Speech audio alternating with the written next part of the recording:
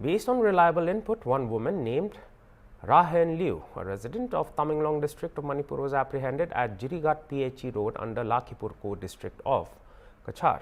During a search, 2,155.2 grams of Yaba tablets containing 20,000 tablets were recovered and seized from her possession. The seizure was carried out in the presence of independent witnesses, strictly as per the provisions of the NDPS Act. The value of the seized Yaba tablets are worth rupees 3 crore in the black market, informed SSP Kachar Partha Pratim Das on Tuesday evening.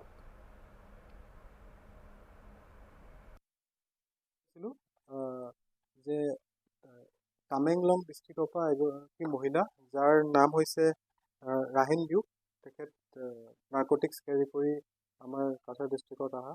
Accordingly আমি তেখেতক apprehend কৰিছোঁ আছাম মণিপুৰ বৰ্ডাৰৰ ওচৰত, আৰু তেখেতৰ পজিশ্যনৰ পৰা আমি 20,000 yaba tablet পাইছোঁ, যাৰ ৱেইট হৈছে 2.15 kg, আৰু গোটেই কণ্ট্ৰাবেণ্ডখিনিৰ ভেলু হৈছে 3 crore।